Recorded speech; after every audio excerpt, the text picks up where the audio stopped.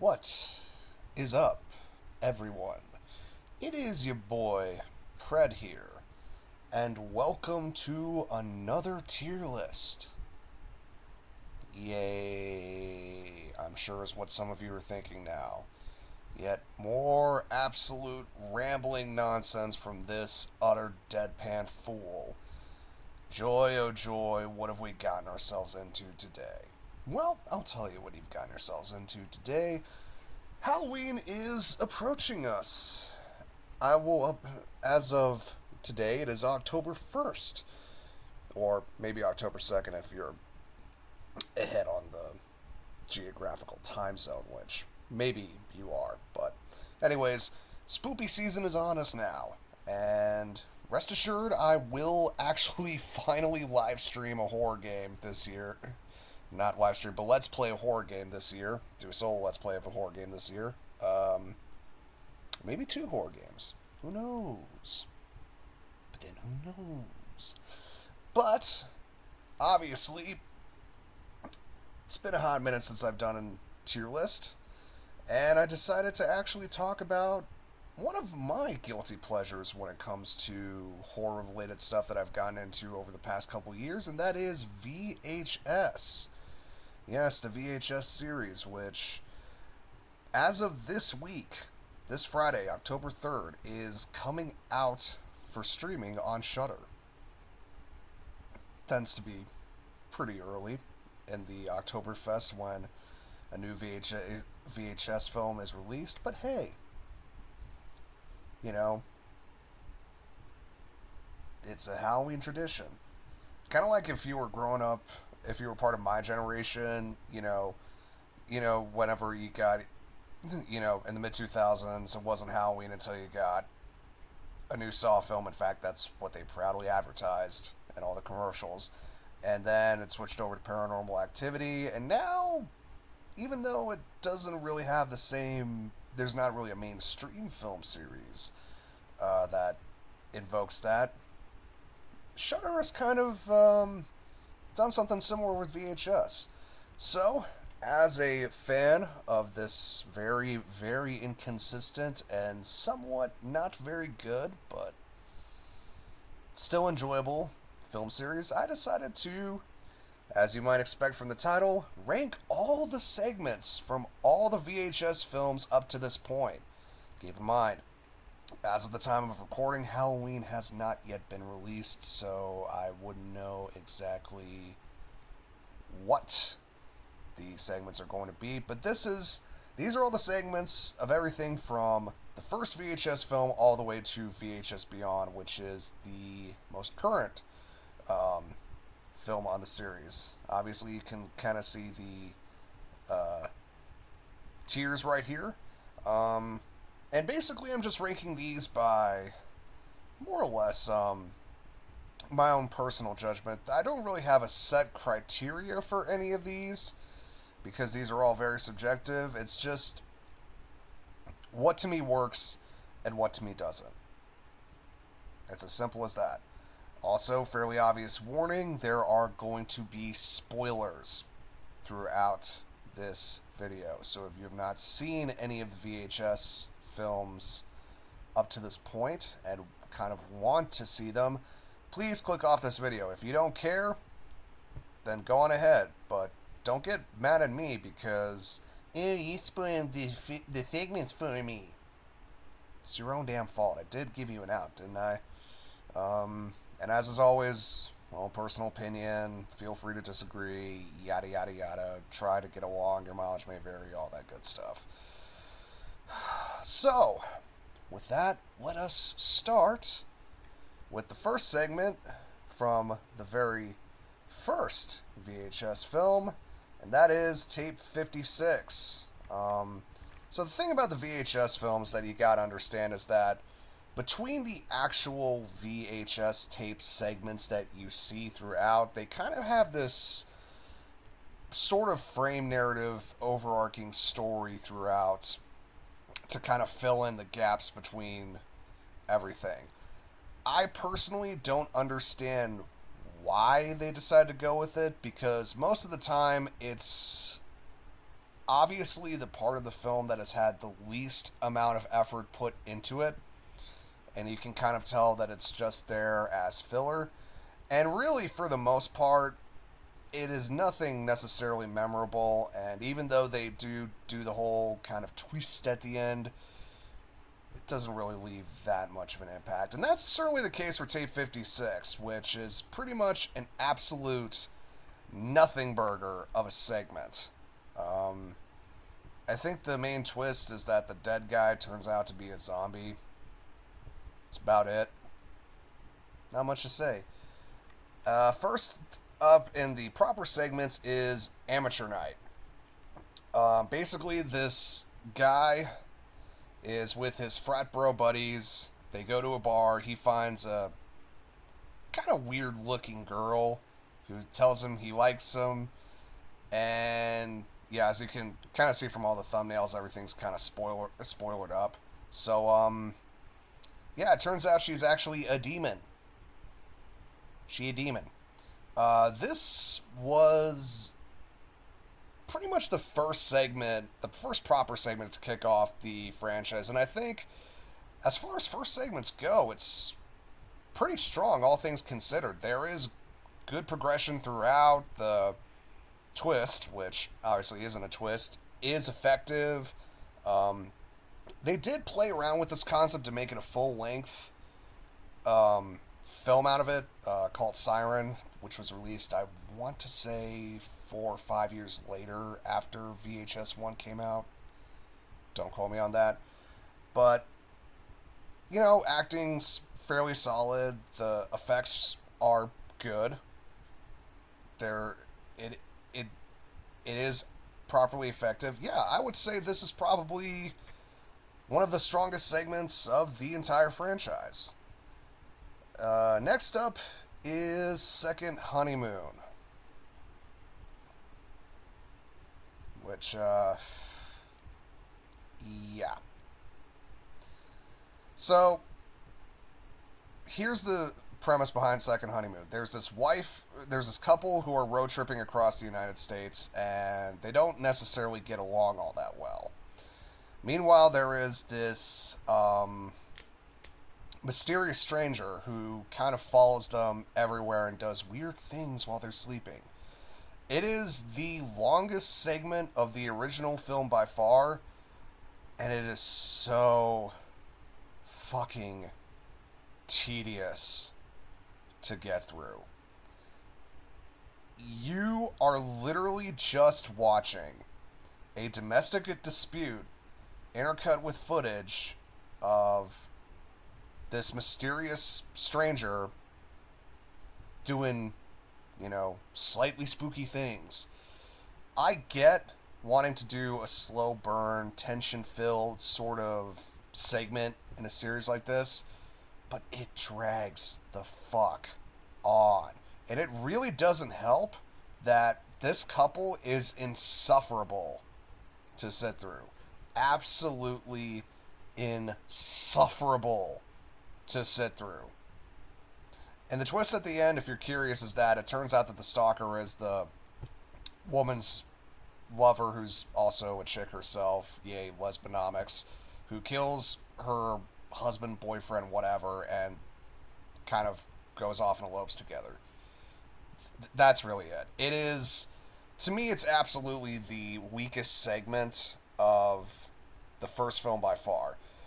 Because what could have been kind of a simple but very paranoia-driven premise is dragged the fuck on. And it also kind of set this precedent throughout most of the films where there's always one segment that has a really deliberately unlikable cast of characters who you kind of want to see die. Which, look, just because it's deliberate doesn't mean it's not insufferable to go through. Alright? It just isn't. Just because you deliberately make these characters want to die, or make these characters deliberately unlikable so that I want them to die, doesn't fucking work. because I still have to suffer through these dickheads before they get what's coming to them. Alright? So, yeah.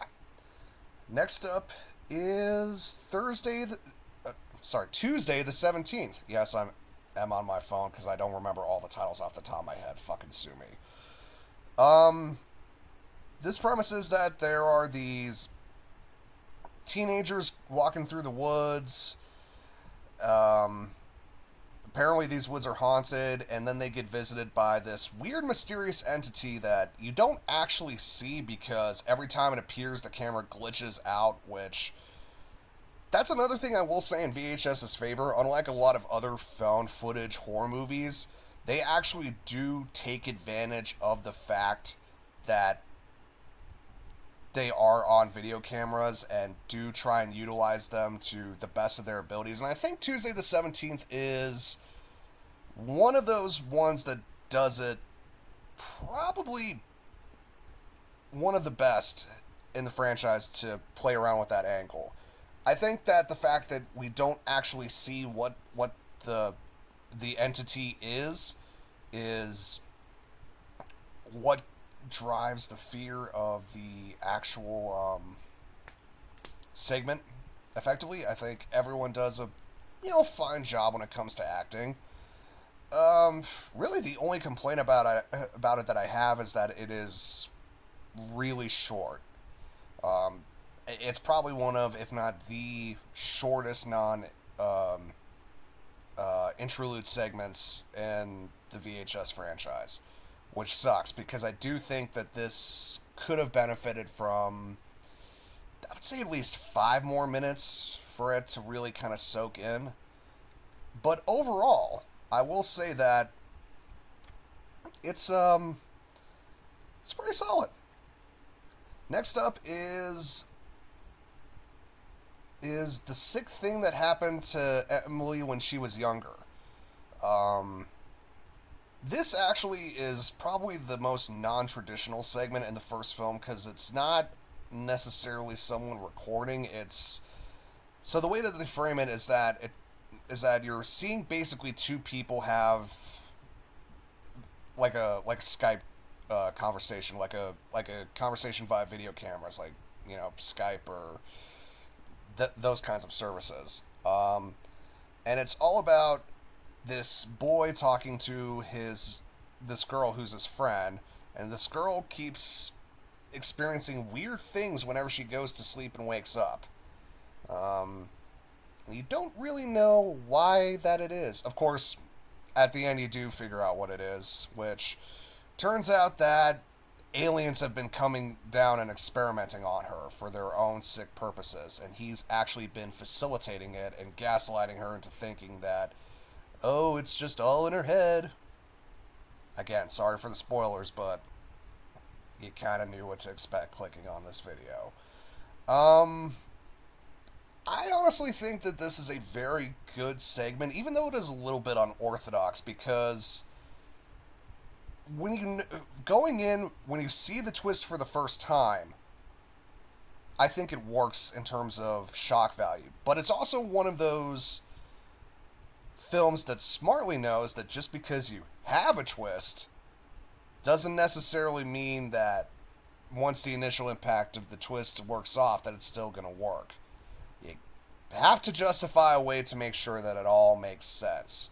And this one does make sense. And when you watch it for the second time, you know what's going on, it does take on a much more sinister tone on subsequent rewatches than it did the first time.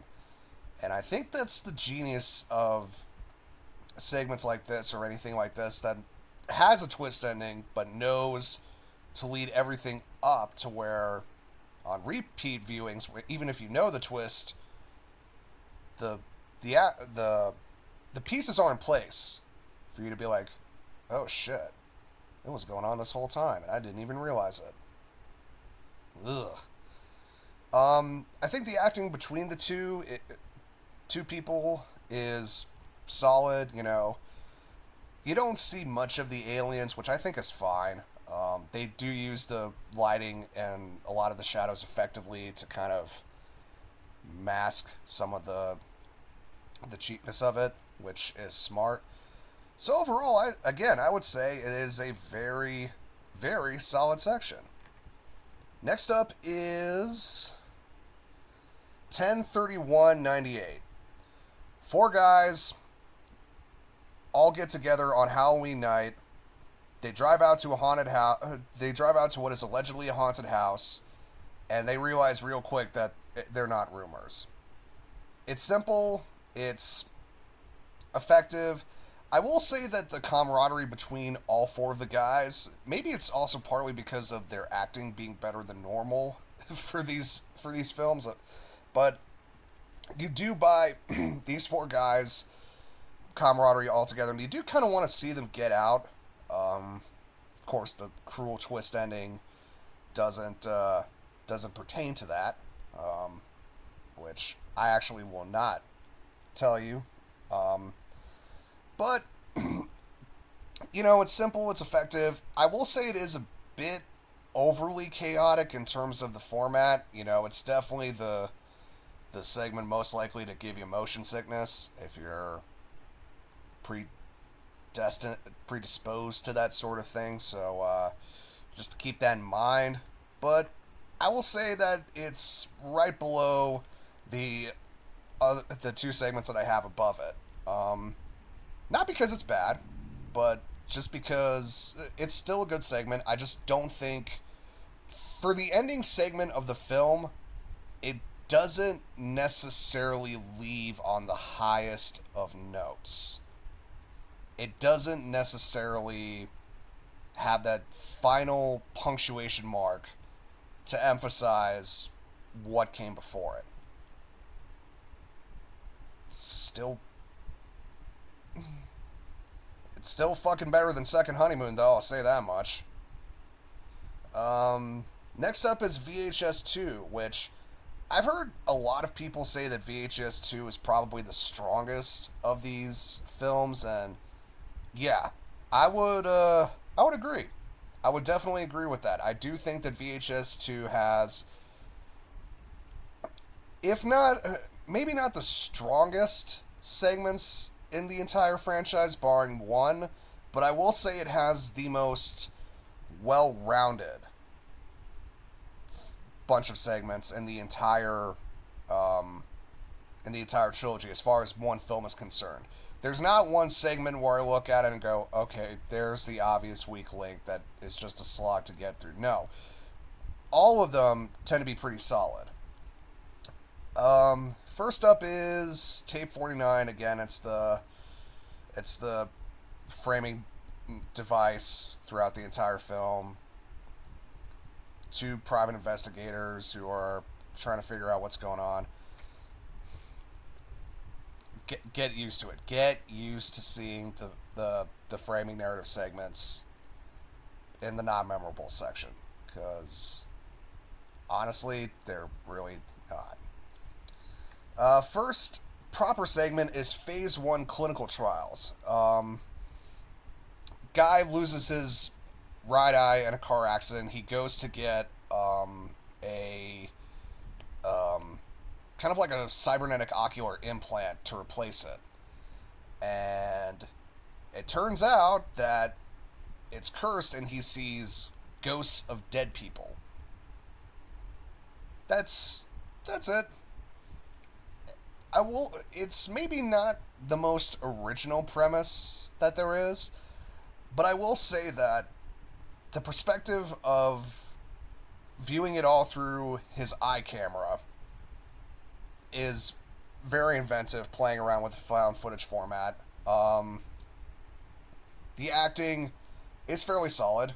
You do end up feeling for this guy, in particular, and what he has to go through. And I do think that up until the end, there is very much this idea of, okay, are these actually real ghosts that he's seeing, or is this all just in his head because of whatever the cybernetic guy is doing? So there is decent tension and good use of blurring the lines between fiction and reality to lend the story its credence. So I'm not going to necessarily say it is a great segment. I honestly kind of put it in the mid segment just because it's a bit too simple for its own good. But I will say that it does deliver on what it sets out to do. Next up is A Ride in the Park. Basically, this guy is riding through the forest on his bicycle. I want to ride my bicycle. I want to ride. Sorry. And then he gets bitten by a zombie, and then he slowly turns into a zombie. If you've seen one piece of zombie-related media, this pretty much hits everything point for point for point as far as the cliches, the tropes, everything that you're going to see. I think the only thing original about it is the fact that it's done completely through his GoPro, and the fact that you do kind of like the idea of a zombie story being taken from the zombie's perspective is kind of cool. It's just there's not really a whole lot there that's interesting or memorable. I'm not saying it's badly done. I think that the acting's good, the gore and the makeup effects are absolutely amazing. It like I said, it does have a very interesting premise to it, but you know, it's a zombie story. It's a zombie story with a twist, but it's still a zombie story, and it also is I believe the longest section in all of VHS 2 as well. So again, kind of meant for me. I'm sure that other people will appreciate more of the cinematography and the clever camera tricks and the and just the kind of token premise of, oh, it's a first person perspective of a zombie but on a GoPro. You know, that may bump it up for some people. For me, I acknowledge it's good. It's just, you know, it's also stuff that I've seen before. Next up is Safe Haven. Good fucking lord, Safe Haven. This is the first foreign language film that is in the VHS franchise. One of the things you'll notice is that when it comes to is that over time VHS kind of plays around with a lot of foreign language segments to its name.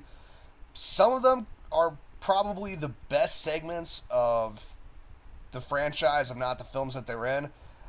Other times they're not very strong. And me personally, I really do think that Safe Haven is absolutely the strongest segment of the entire entire film of VHS 2. Basically, it is this group of French documentary filmmakers who go to this remote compound in Indonesia, which is basically run by a cult.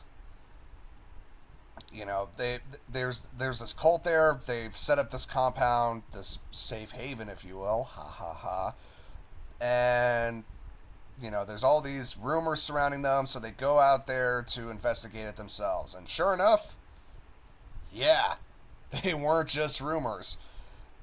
A lot of people say that Safe Havens is hands down the absolute best segment of the entire VHS franchise.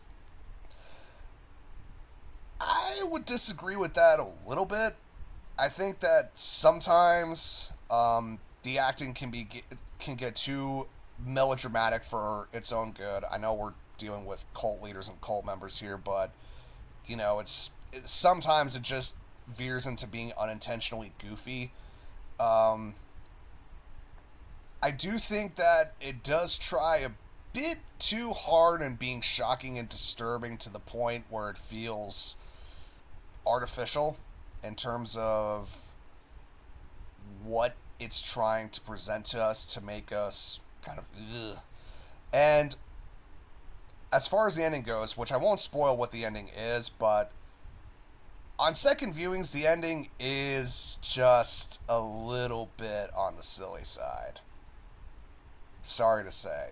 Once you get over the initial twist of what the ending has to offer, it is kind of goofy. But it is also absolutely fucking horrifying. I think that the pacing throughout the entire segment is really well done. You know, it it establishes everything really well, but it doesn't drag on. So that once you have everything properly established and shit starts going down, then you actually do kind of do really really do feel for these people. Um, yeah, it there's not a whole lot else I can really say. I would say if there's only one VHS segment you need to see, I think Safe Haven would be one of them. Is it the best segment of the franchise? I don't think so. But I will say it's easily, in my opinion, top five, maybe top three segments in the VHS uh, franchise at this point. So, and then the final one is Slumber Party. Slumber Party Alien Abduction, actually, which also got its spinoff in the form of Kids vs. Aliens, which I heard wasn't very good. Yeah. Basically, there's these kids, they have a slumber party, and then aliens show right the fuck up out of nowhere and try and abduct them. I honestly think this is a very strong segment. I do think that the initial alien attack is probably one of, if not the best executed jump scare in the entire franchise. I think that the acting from the kids is actually really solid, believe it or not. I do like the premise of having the camera filmed via a GoPro that is attached to the company dog, not company, family dog. Sorry. That's actually a really interesting kind of take on it. There is good tension. There is good atmosphere. If you pause it on the alien costumes, they do look kind of Spirit Halloween-y, which does take some of the fear factor away. But with all that being said, there are enough strong points there that I would say it's probably one of the strongest segments in VHS history. And obviously other people agreed. Then we come to VHS Viral. The absolute low point of the VHS franchise, and what many people consider the absolute worst film in the VHS franchise, and I would very much have to agree. It sucks shit. There's only 4 segments throughout the entire film. 3 if you don't count the framing device. And all of them suck. Well, not all of them suck, but let's get into them. First up is Vicious Cycles. Basically, there's this douchebag amateur filmmaker who wants to get famous, and then who's living in LA. No fucking surprises there. And then one night, an ice cream truck roams around the neighborhood in continuous circles that causes people to either kill themselves or commit acts of violence or what have you. So you have this weird ping-ponging narrative where we're going through this douchebag trying to find his girlfriend, and neither of them are likable in the slightest and can't act for shit. And then it takes you to weird places where you've got these guys on bicycles trying to chase down the ice cream truck in question. You've got a fucking bunch of cholos around a barbecue, and one guy who's almost ready to go to prison, just kind of sitting there. You've got a fucking porn producer with his latest victim in the back of a taxi cab trying to do like it is just so disjointed and confused about what it wants to try and tell. And even the ending factor of it is not really that great. And it wouldn't be so bad, but it pretty much drags right the fuck on. I think of all the films, this is the one where the overall framing narrative is just as integral to the story or the plot structure of the overall film itself more than just being kind of like filler. But my god, is it wholly uninteresting to look at. You know, just ugh. I hate it. Hate it so much. Next up is Dante the Great. Basically, unemployed Hick finds a mysterious cloak that lets him do all these magic tricks for real. But it turns out the cloak is actually a sentient being that, or it either is a sentient being or kind of like acts as a gateway to another dimension or something. But he basically has to keep it fed.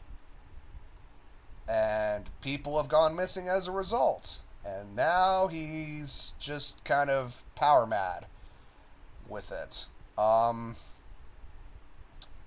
Yeah. That's about it. So, okay, the framing device of the segment itself isn't wholly uninteresting. I wouldn't necessarily say it's a VHS film segment because it really isn't. But the way that they frame it out is they kind of do like this sort of true Hollywood story, true crime kind of narrative where they're interviewing a lot of the people who knew the magician in question, Dante in question, kind of, interspersed with, video footage, CCTV footage of Dante doing his tricks, this kind of police interviews. And I will say that I do appreciate the fact that the film doesn't explain what lies underneath the cloak in question. Like even towards the very end, like even at like the last frame, you don't really know why it's doing the way it does or how it's able to do the things it does. So that in and of itself, I think, works. And then the problem is that towards the end, they basically do like this big, elaborate, full magic battle between Dante and his assistant, and yikes. Like, I know that the effects aren't always going to be up to the highest standard with regards to this film series. I get that, but if you're relying on a climax that involves a lot of over-the-top theatricality with regards to the visual spectacle on display, maybe don't have the budget of a student film to try and pull it off, because it looks like shit. And not only does it look like shit, it is just such this jarring shift in terms of tone and in terms of style that it just feels so out of place with regards to what this film series is, which is found footage. It does not feel like a found footage film at all. So I do think that there are some interesting ideas and good points to it, but man, does its ambition outstrip its technical abilities. So I'd probably put it right there, in all honesty. Next up is Parallel Monsters, the foreign language segment of the film. There's this guy who has spent months living in his basement creating this portal to this parallel dimension. And when he activates it, he finds that there's also someone else who looks exactly like him, has the same name as him, has pretty much the same personality as him from an alternate dimension. And they decide to have fun, trade places, and, just kind of explore each other's realms.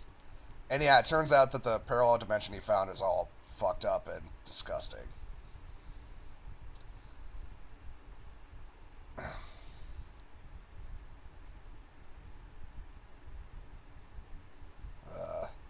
Yeah, that's about it. This honestly is the strongest segment of the film by far, and it's not even close. It's not even close. Like, the acting is solid. Some of the special effects towards the end look a bit cheap, but at least I will say that the designs are creative and certainly memorable. There's good atmosphere and tension throughout. I do like them intercutting between the perspective of the normal guy who went through the portal and the perspective of, his doppelganger, and you get to see those two differences and how everything kind of diverges. That's interesting. It's a really solid segment. Is it as good as some of the segments that I think are the best? No. But of all the absolute shit show segments in VHS Viral, this is easily the standout. This is the only segment you actually need to fucking see. And that's not even a debate, because it's the only one that's worth a shit. So yeah, Parallel Monsters, solid B+. And then finally the last one, Bone Storm. Yes, really. They made a segment that has the exact same title as the Mortal Kombat parody from The Simpsons. Fuck me clockwise.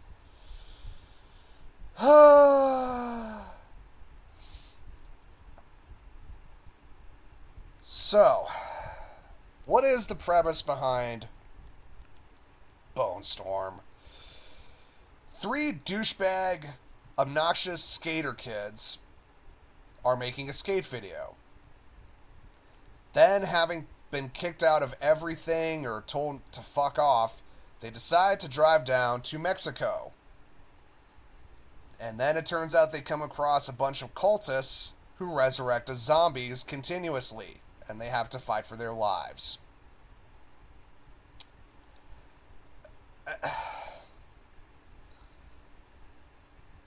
You can probably tell how frustrated I am with this fucking segment. So, is there anything good about it? Not really. I mean, there are some cool camera angles with regards to the GoPros they have attached on their skateboards, the GoPros they have on their helmets. But, you're following 3 obnoxious skater douchebags who are probably some of the biggest turds in this franchise. And considering the amount of turds that VHS has shat out, that's saying quite a bit. But you have these absolute just fucking unlikable prigs that you are forced to follow, fighting off against cultists who admittedly do look kind of creepy when you first see them, but as they soon turn into zombies, like you see here, they just evolve into, fucking Party City Halloween costumes. The special effects are awful. CGI blood out the wazoo, and not even semi, fucking convincing CGI blood. It's an absolute fucking mess to get through. It's just, I don't really know what else to say about it. I am so fucking mad at it that it's not even funny. Next up is VHS 94, which is the start of the VHS revival that has sprout up on Shudder. I know that there are a lot of people who like VHS 94. I'm not one of those people. I think it is...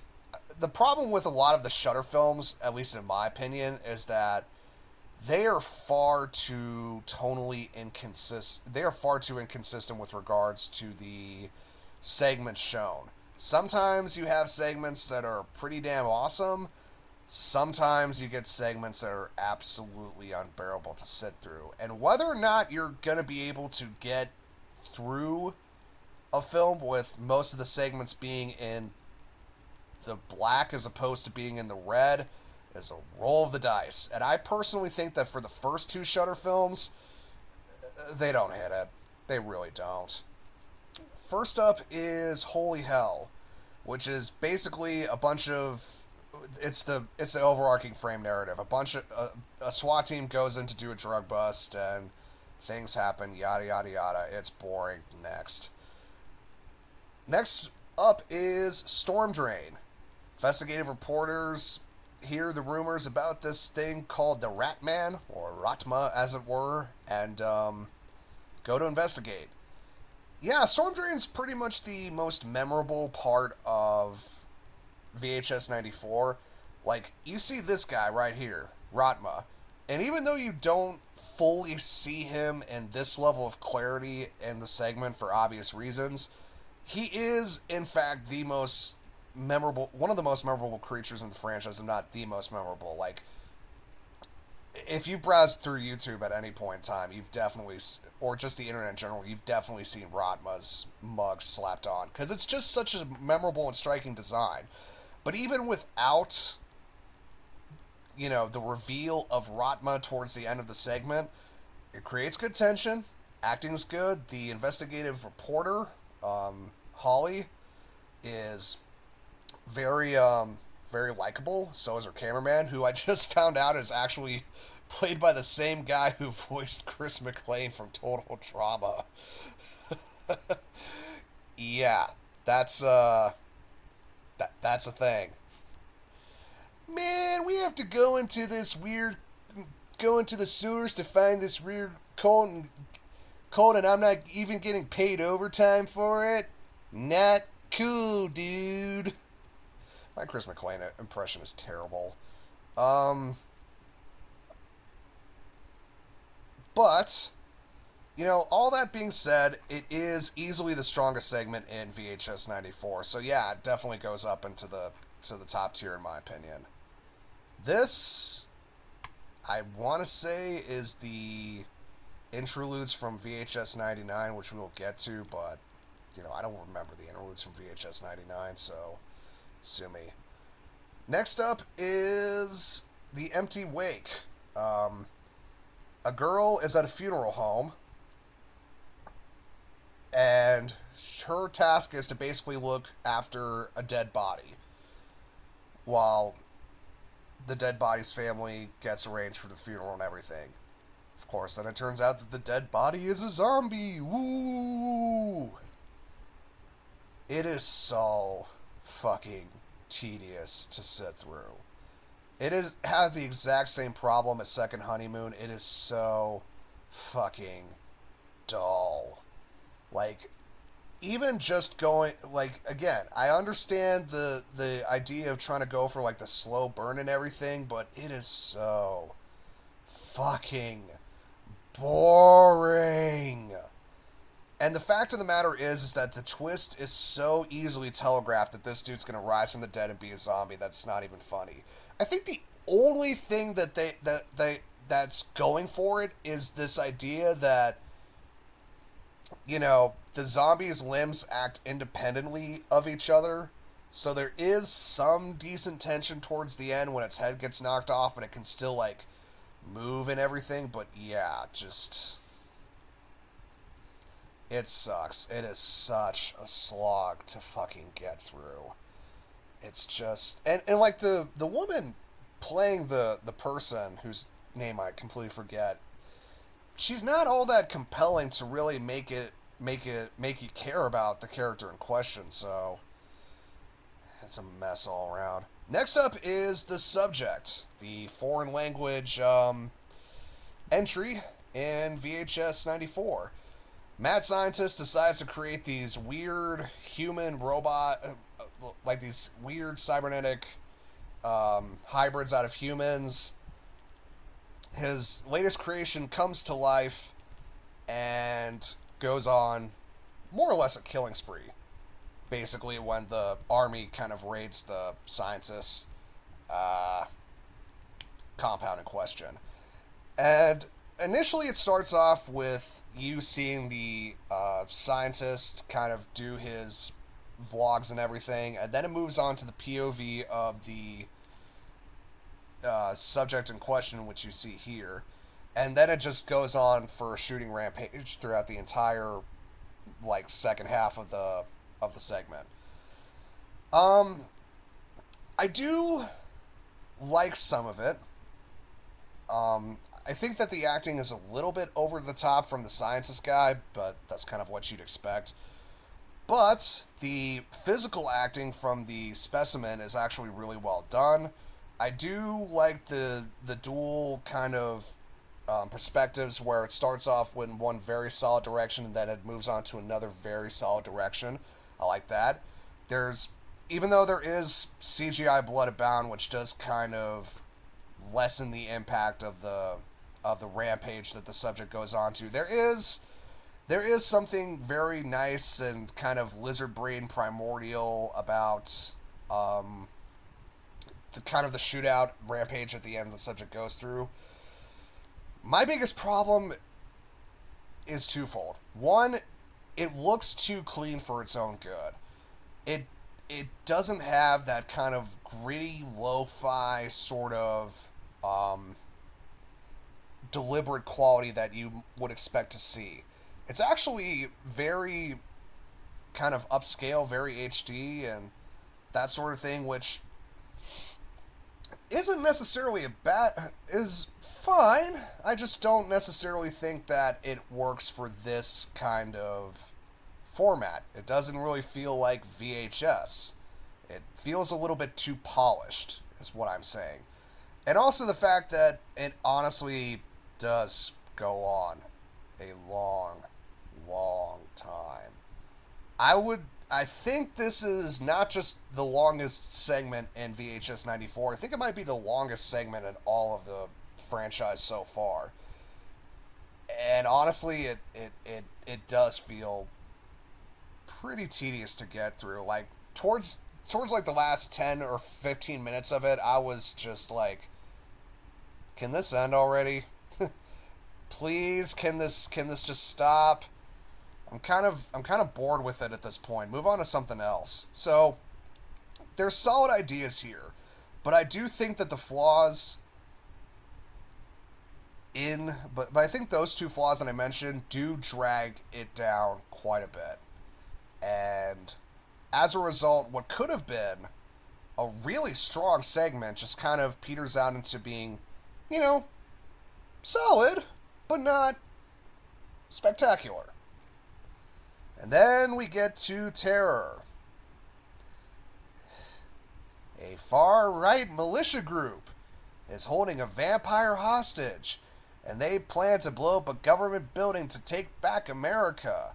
And it turns out that the hostage they have is a vampire whose blood that they plan to harvest to use as an explosive. And they're doing this to take back America. Do you understand who they're trying to rally against? Do you get the subtle message of the entire fucking segment that I just laid out for you? Do you get the subtle undertones of what the filmmakers were trying to convey? Oh, and who are the filmmakers again? A place called Fuck Nazi Studio Productions? Ooh, so daring, so edgy, so rebellious. Look at how brave and stunning you are.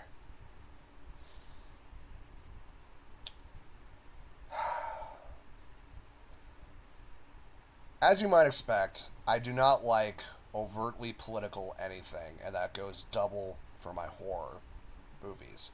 And I know that there are people right smack on the bell curve who are going to hit me with that whole, oh, it's political bullshit to try and justify it, but The only reason you believe that is probably because your mom took Tylenol when she was pregnant with you, and your politically warped and stunted mind has to see politics in every piece of media you consume in order to justify the self-serving Ouroboros effect that is going on with your politics in the first place. So please kindly take that argument that you were going to employ and stick it up your ass sideways. So there's that. The other thing about this particular segment, and this is something that a lot of the room temperature IQ morons who decide to go for this kind of message or go for this kind of commentary fail to forget is that it is baked, steeped in cognitive dissonance. Because on the one hand, what they want to show us is that these Trump supporters, these militiamen, are all a bunch of inbred, dumb as dirt, absolutely fucking moronic, backwards ass nimrods of the highest order clinging to their guns.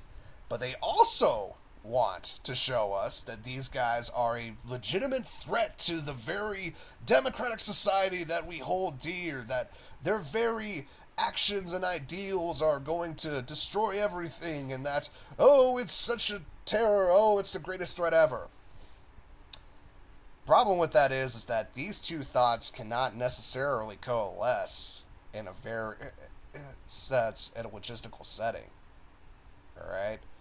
Because if these guys were really as stupid as how the movie as how this segment presents itself out to be, then they wouldn't necessarily come up with this rather elaborate plan in the first place, and this very unconventional plan to use to start with.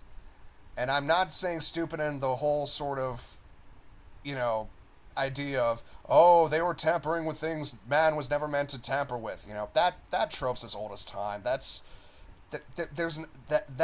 like small potatoes. And if they were as smart as they were, but if they were as much of a danger as the film wants to present them to us, they would be much more logical. Hell, if they were nearly as much of a threat as the film wants to present to us, then the idea that they would actually record their plans to start with would not make that much sense. Because then it would be like, well, be like, why would you put incriminating evidence there? So they're trying to do two things at once, and the problem is, they don't necessarily go together. It is just an absolute. They are just there solely so that the filmmakers can beat it into your head what they think about a particular group of people. And why would you decide to go for this particular brand of mid-90s cultural anchor other than just to say Orange Man bad incessantly over and over and over again? You wouldn't, would you? I don't think so. Probably the same idiots who believe that the ATF was in the right when they acted during Waco. I can just imagine. But leaving all this political bullshit aside, the acting's not that good. Even though it is the most deliberately VHS quality found footage portion of VHS 94, it doesn't really take advantage of that. The plot makes absolutely no sense upon scrutiny. The dialogue just consists of heavy-handed things that no one actually fucking says in real life. The only remotely positive thing I can say about Terror is the vampire itself. The guy is portrayed incredibly sympathetically. The idea that you would capture a supernatural creature and use it to your own advantage, while seemingly cliche, is interesting. The twist that the reason that it hates to be in the sunlight is because its blood is explosive when you present it in sunlight is honestly a neat twist on the formula. And when it does decide to go full vampire at the end, the design, while not original, is cool. And the makeup and prosthetics are well done. It's just. I can't deal. I cannot fucking deal with the heavy-handed modern commentary that this fucking piece of garbage pontificates on to make itself seem smarter, and at the expense of its narrative. There are probably VHS sections that are worse, but this one, along with a few others, is easily my least favorite because it is just such a fucking irritant to get through. Speaking of irritants to get through, let's move on to VHS 99. Yeah, other than VHS Viral, I'd definitely say this has the absolute weakest segments of any of the VHS films so far. There is one genuinely good segment out of 5. One. Everything else, well, let's get through it. First up is...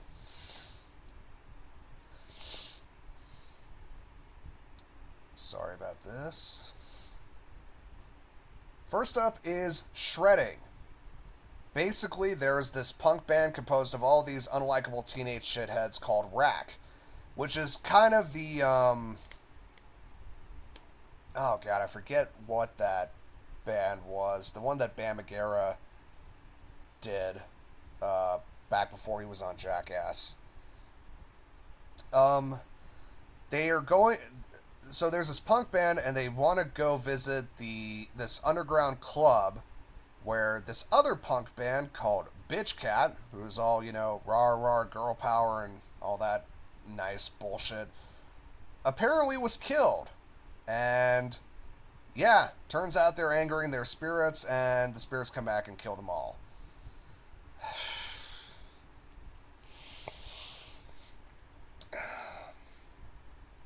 These 4 kids, actually barring one, are so fucking obnoxious to sit through. Again, going into that problem of just because you make them deliberately unlikable to start with doesn't exactly mean that we actually want to sit through it. Spoilers, we do not. And the editing tricks aren't exactly the most clever. I mean, you do get flashbacks to what Bitch Cat was like before, and they're just such one-dimensional fucking stereotypes. The makeup effects on the resurrected members look cheap. The gore effects aren't exactly anything to go by. There's no tension. There's no atmosphere to it. It's just 4 obnoxious fucking kids, well, 3 obnoxious fucking kids and their one sad friend who they continuously make fun of because, why not? I mean, why, classic Hollywood writing, the one good, decent person who deliberately hangs out with a bunch of insulting, grating douchebags for reasons that aren't well explained. Of all the first segments in VHS, this is easily by far the worst. It sets the tone of 99 off in such a rotten goddamn fashion that it is a miracle that there are any segments that could be considered redeemable, much less watchable. Speaking of, let's go on to the next segment, Suicide Bed. Girl really wants to get in a sorority. She decides to be buried alive for 24 hours, and apparently there was this other spirit spirit of this girl who did the same thing and she died and now she haunts him, and spoiler alert, turns out that's real. There is decent tension from the claustrophobic nature of being in that wooden coffin. There is decent acting from the main girl in question. There is some decent atmosphere to be had, but it feels severely undercooked. This is something that should have been at least 10-15 minutes longer than it is. And not to put too fine a point on it, but when you do see the spirit of the girl at the end, the costume is so bad. So unbelievably bad. Like, I would call it a Spirit Halloween costume, but in all honesty, it would be insulting to Spirit Halloween. I'm dead serious. So, yeah, a lot of problems that end up dragging it down. Next up is Ozzy's Dungeon. Directed by Flying Lotus, of all people, apparently. Isn't that interesting? Starts off basically being a parody of like Guts, Legends of the Hidden Temple, Double Dare, all those classic Nickelodeon kids shows. Then there was this. Then it turns out that there was this girl at the end who is who's gonna make it all the way to the end, and her leg ends up getting broken by her competitor. The show gets canceled after that, and then a few years later, her family kidnaps the game show host and tortures him in their basement to try and coerce him into, basically to get revenge on him, more or less. But then they do actually go into the dungeon itself and do meet Ozzy, and yeah, then things happen. So the main issue that I have with this is that I do think that there is some genuine atmosphere and tension to be had in this segment. I think the main thing that lets it down is that Philo seems to confuse being gross and grody with actual horror. Because there's a lot of stuff that is just deliberately designed to be as repulsive as possible. Like, the family basically puts the host through like a homemade version of the obstacle courses that were on the show. And having their son like ram into having their own twists on it. Like in the show, there's one that involves these kids sporting helmets with I think like Velcro on them and kind of ramming into each other to pick up obstacles, and they do the kind of this other thing where do a variation on that where the host is basically tied up like a human sacrifice, and their son rams into him with a helmet that's got all these blades and sharp objects duct taped to it. Stuff like that's fine, or like the obstacle course but then there's other things like the contestants had to catch turkey legs that were being thrown at them, and they decide to basically subject him to that by throwing pieces of raw chicken that are covered in I don't even know what at him. And then there's the obstacle course at the end where they use other stuff in lieu of the gunge. Basically, Philo seems to think that in order to creep the audience out, you have to gross them out as much as humanly possible. Which is not the case at all. Okay? There is a big difference. And I think as a result of that misguided form of trying to create horror, that the segment ends up getting dragged down because of it. That being said, I do think that the main thing that saves it, for me at least, is the performances of the cast. The game show host is played by Stephen Ogg. Yes, the same guy who played Trevor in GTA 5, even though he probably doesn't want you to call him Trevor at this point. And he actually does a really good job. Like, when you see him as the game show host, he does the slimy, kind of subtly sadistic sort of shtick that you would expect of a guy like this. And then when he's actually outside of the suit and just in his underwear, gee, Stephen Ogg being in his underwear, I can't imagine. What a weird and interesting idea. I've never seen that before. And, without the toupee, and you kind of see him like scared out of his mind, he really does sell it. And then there's also the woman who played the girl who got injured, Donna's mom. I forget her name. Sally, she ended up passing away shortly after 99 got released. But I've seen her in like bit parts and other shows before, and she honestly does a really good job of being the unpleasant, domineering, fat bitch that, just takes pride in torturing this poor sod who may have been an absolute jerk ass, but isn't bad enough to do that to.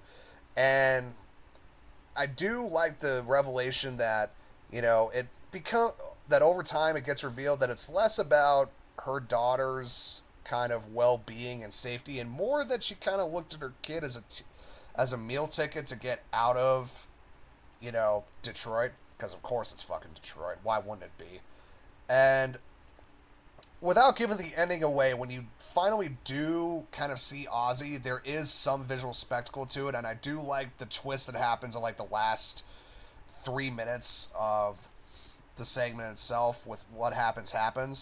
That's actually pretty clever. I just think that if there was more restraint shown, or if at the very least it didn't try to be as sick and nasty as possible, this could have actually been a really solid segment. But as it is, yeah, I'd have to put it in like the third tier, in all honesty. Next up is the Gawkers. American Pie style teenage douchebags have hot neighbor move in. They want to see her take her shirt off. Turns out the neighbor's a Medusa, and she decides to wreck their shit in the last 5 minutes. That's it. That's pretty much the entire fucking segment. Just following these prepubescent, disgusting little douchebags who are, again, deliberately written to be unlikable, but still, just because you deliberately write them to be unlikable doesn't exactly mean that it's still enjoyable to fucking sit through. Effects are bad. Acting's bad. It's bad. And then finally, the last one is To Hell and Back. 2 videographers are hired to perform this ritual to summon this demon. They get sucked into a portal to hell, and they basically have to go through hell and survive in order to get back home. Meanwhile, they are led by this demon woman named Mabel, who is probably the most memorable character in the entire film because she actually is kind of charming and likable in her own weird way, and the actress does a very good job of that. I will say that I didn't find it scary necessarily, but I do admire the scope and the scale that the segment does employ. It is vast. Everything in hell has a unique look. The design of it is interesting to look at and to kind of sift through. The cinematography is great. The atmosphere works. I do think that the 2 guys playing it are the 2 videographers aren't necessarily the most well-developed characters, and their performances kind of mixed. But overall, it is easily, in many ways, the strongest segment of VHS 99. I think if there was better emphasis on character development and just more time to kind of spread this out and kind of get immersed into the hell world, it would be easily in the top tier, but it's still pretty strong. So next up, we move on to VHS 85, which, unlike 94 and 99, is a much stronger segment of film, stronger overall film to go through. Um, First up is Total Copy, which is the overarching segment. Basically, they find this weird, like, alien guy and kind of not weird alien guy, weird alien thing, and they just kind of observe him as he does things. I would say that of all the overarching segments, it's easily the strongest because there's some cool visuals to be had there. But again, that's really only was what's saving it from being in the bottom right here. So next up is, well, it's actually two segments into one. The first is No Wake, where these group of friends travel to this lake and decide to have fun. Then they get shot at by a sniper, and they fall into the water, and it turns out that the water makes them immortal. And then that leads into the other segment, Ambrosia, where you do follow from the POV of the sniper, who it turns out is basically part of this family who does these ritualistic killings. You basically have to kill a motherfucker in order to basically be accepted as one of the family, and kind of follows her. I'm not going to give the twist at the end of Ambrosia, but it's actually really well done and really clever. I don't know why this got put into two segments into one. Because while both segments are strong on their own, I definitely do feel that that No Wake is a lot stronger of a segment than Ambrosia is. Ambrosia's basically just kind of the follow-up, and while I wouldn't say it's bad necessarily, it is saved by the strong acting and the twist at the end. No Wake definitely is the much scarier, much more tense segment of the two.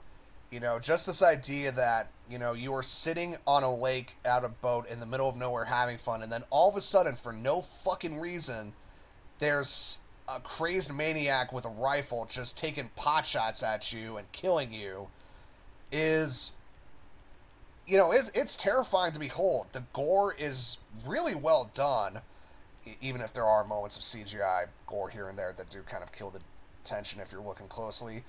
Acting is solid from the group of friends. The twist at the end with regards to the water actually being like, this source of immortality is pretty awesome and also kind of terrifying at the same time. So, if I were to rank the segments, I would say that No Wake would definitely be in the top tier. Ambrosia would kind of be in this tier right here. So, combined with both together, I definitely say it's definitely penultimate tier. It's a solid segment all around.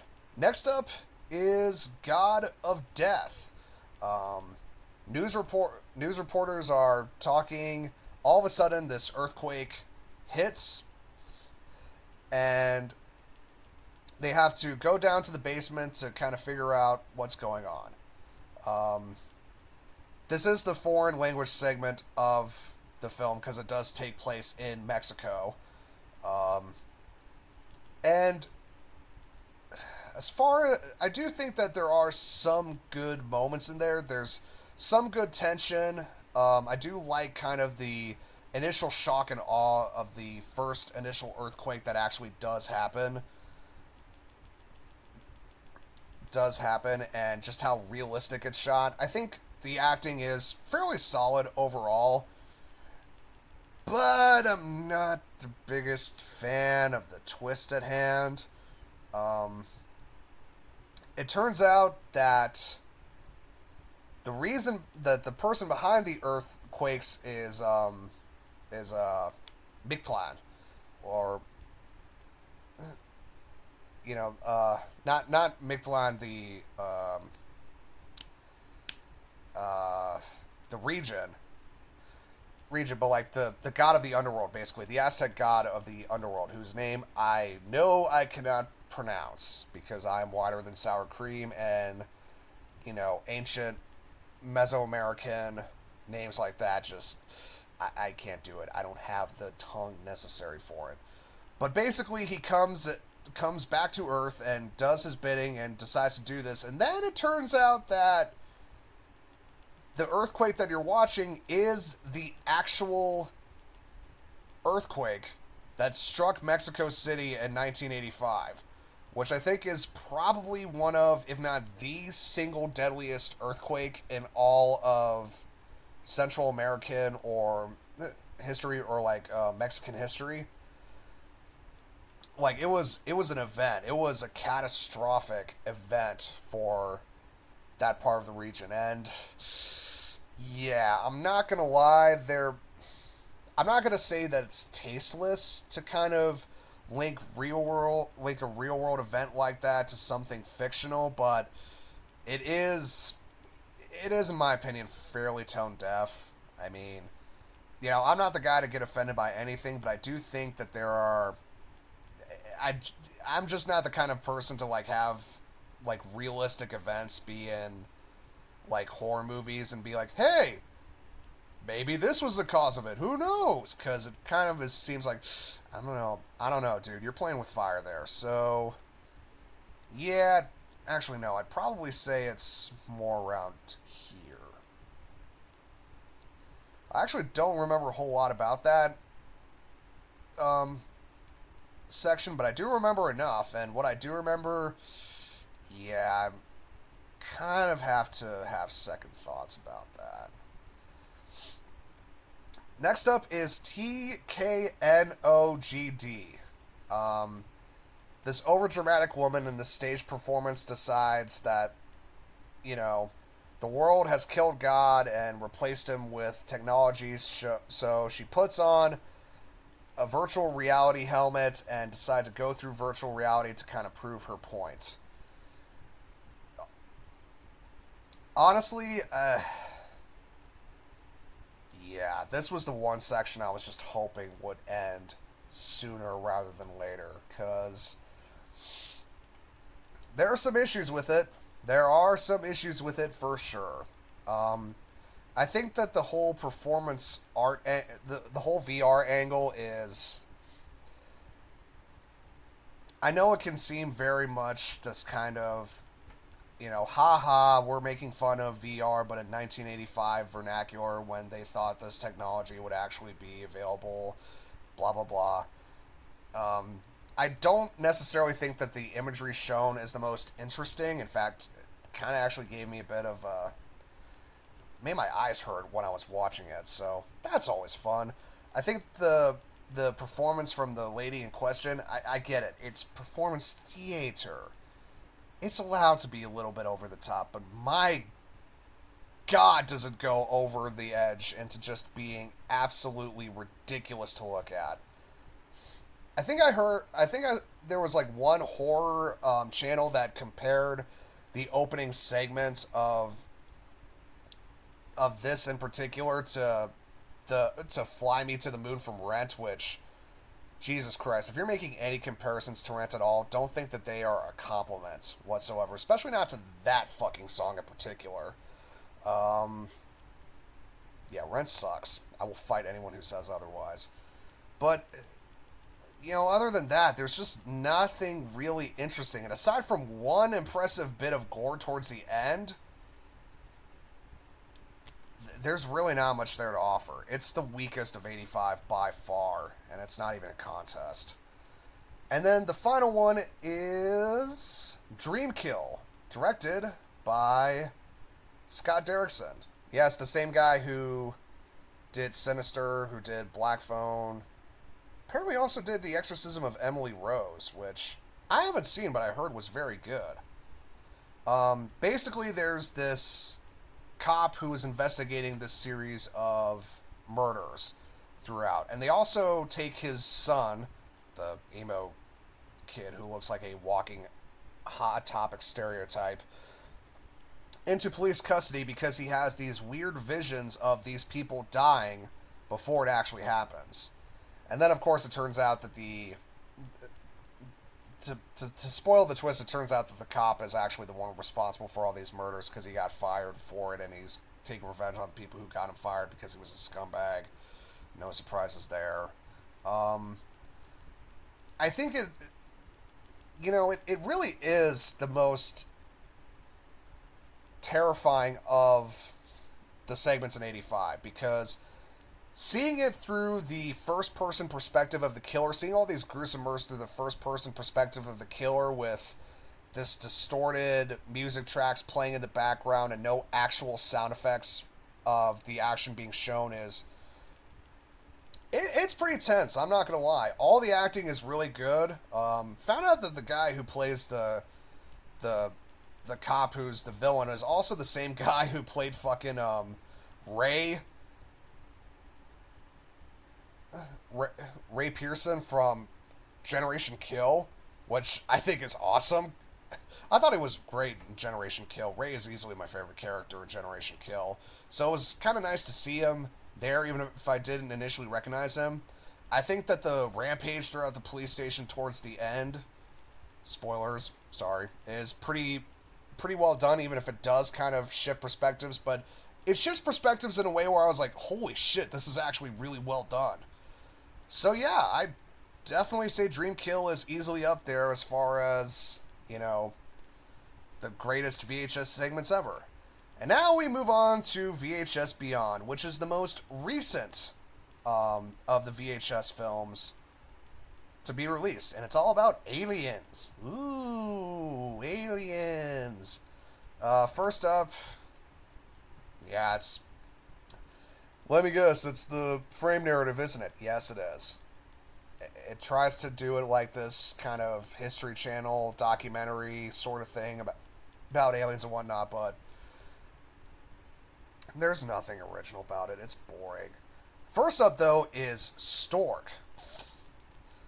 Basically, there's this police force that is investigating this kind of, these mysterious kidnappings of infant children that have been going on in the area.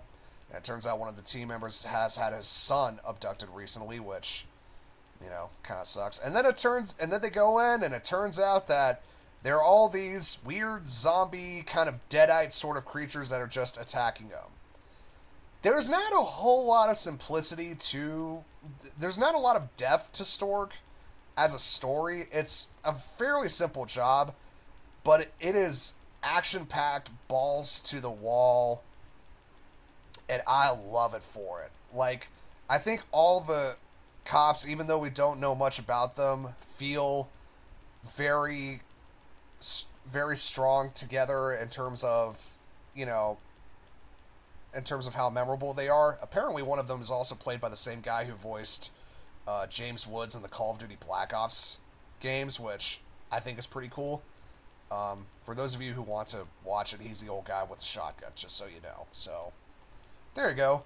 The cinematography is absolutely great. The idea of just switching between all these different body cams allows for this very visceral feeling and this very up-close and personal sense of gore. I think that the makeup and the special effects are top tier, probably some of the best in the entire franchise. And it doesn't rely on CGI for the most part, which is also a win in my book. And like, even when you see, like, the titular kind of Stork creature at the end, it's a really well done design also. And I think that, okay, again, spoilers, so, sorry. No, I'm not going to spoil it, but the twist at the end, I think, is cool. This is one of those segments that I honestly do wish would get adapted into another film, or at least into, like, a TV series or something, because I would love to kind of see more of what this police team has to offer, or just the idea that they embody has to offer. So, Stork for me is my personal highlight of VHS Beyond, and yeah, it definitely goes into top tier for me. Next up is Dream Girl. It's the foreign language segment. It's pretty much these two paparazzi guys who want to meet this Bollywood sensation, and it turns out she's a robot. I I personally don't like the whole Bollywood angle myself. I know that there are a lot of people praising like the Bollywood style dance number that they did towards the middle of the film, and I just wanted to be like, turn it off, please, just turn it off. The characters aren't exactly likable or interesting. I do think there is some interesting moments towards the end with regards to the cinematography, especially when the lights go out and they have to like rely on the night vision. Which, okay, it's cliche, but it's at least an interesting cliche that works in this scenario. I Would I say this sucks? No, but I definitely would say that it has its issues. It's easily the weakest of the segments and beyond for me. Actually, you know what? It does kind of suck. I'm sorry. I just don't think that a horror Bollywood kind of segment is what I was necessarily looking for. And in execution, I don't think it works at all. Sorry. Next up is Live and Let Dive. A group of friends drag this poor sod to skydive for his birthday, even though he doesn't want to. Their plane falls out of the sky, and they get hunted through a vineyard, forest, whatever, by a bunch of aliens. This, I think, even though Storks is my personal favorite segment, Live and Let Dive is the best segment of VHS Beyond, in my opinion, and probably one of the top tier segments in the entire franchise. It's shot really well. There's great tension throughout. The stakes escalate and ramp up in a continuous and very logical way. The acting's really good, especially from from the poor bastard Zach, whose perspective we follow. His actor really just puts his all into it. The aliens are creatively designed, even if the CGI for them is rather shoddy, and it does. You root for this guy. You want to see him succeed, but the ending. No surprises, kind of shits all over that. But at the same time, it's so expertly done that even with the little faults that I pointed out, it's still it's still great. It's top tier for me. Next up is it's Fur Babies. Apparently directed one of the directors is Justin Long. Yes, that Justin Long. I swear to God. So apparently there's this group of animal rights activists, yay, who who investigates the house of this woman who runs a pet daycare center because, of course, they believe she's abusing the animals. And she also keeps taxidermied like copies of her former pets. And it turns out that this woman is emotionally damaged, and she decides to create fur babies by taking humans and turning them into dogs via surgery. Did I mention one of the directors was Justin Long? Because one of the directors was Justin Long. What a surprise.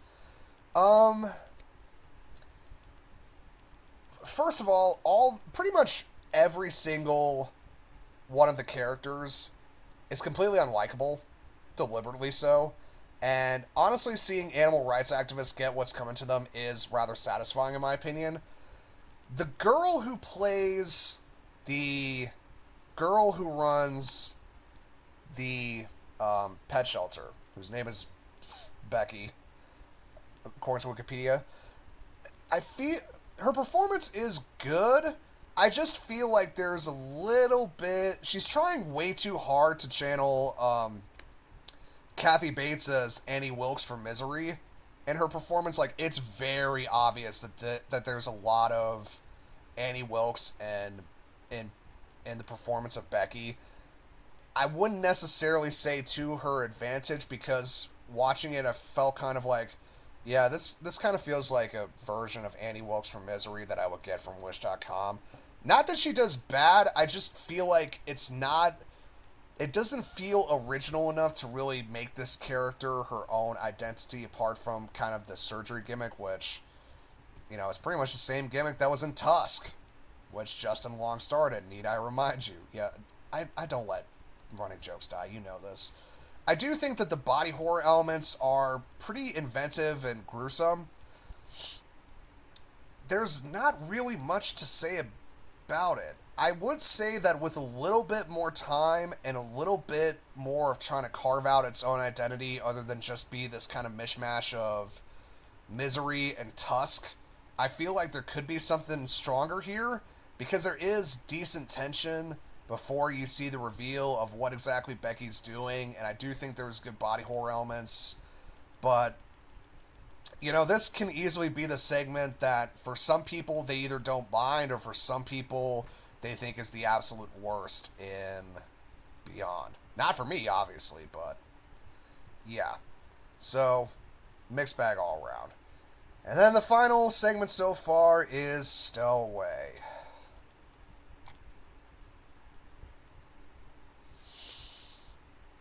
Ugh.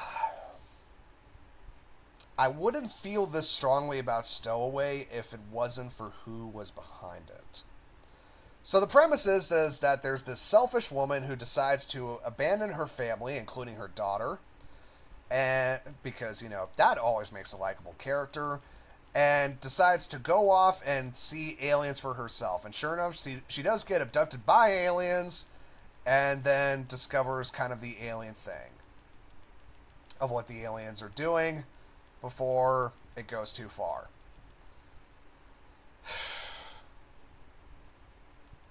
Two main problems with it. One, the woman is written to be as deliberately unlikable as possible. So, she talks constantly throughout the film, just in a way that is unbearable to listen to. I had to basically tune her out after a while because I was just going to go nuts if I had to hear more inane fucking chatter all the goddamn time.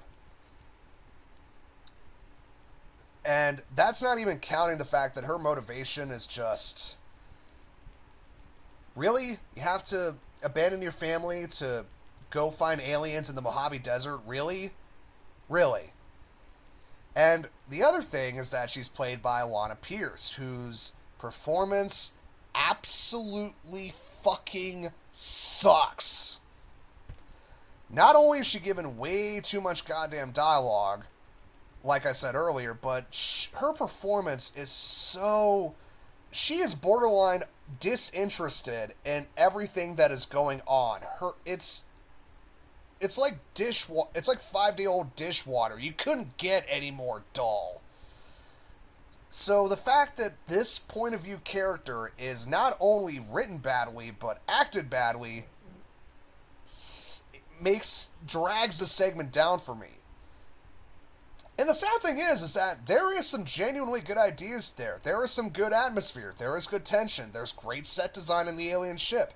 There's interesting ideas it plays around with. There's great moments of existential and body horror that really do, that really could have been absolutely terrifying if we were following someone who just didn't absolutely drag the segment down. And the thing that sucks about it is that this segment was directed by Mike Flanagan, who I know is a much better creator in the horror realm than this. Granted, I've only seen one film from Mike Flanagan. That was Oculus. But Oculus creeped me the fuck out in a way that I hadn't been creeped the fuck out in a long time. That movie genuinely unnerved me to the core in a way that I had not felt since I watched Henry Portrait of a Serial Killer. Flanagan knows what he is doing with regards to this space. And to see him drop the ball like this is absolutely sucks, because there are great elements and great touches that he incorporates into his stories that could have made this a really strong segment to end out on.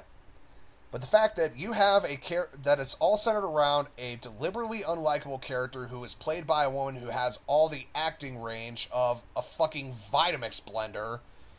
Actually, no, that's insulting to the Vitamix blender. More like the acting range of more like the acting range of a fucking fridge. Yeah, let's go with that. A fridge. A fridge that only has two settings, on and off. That's it. That's her acting range.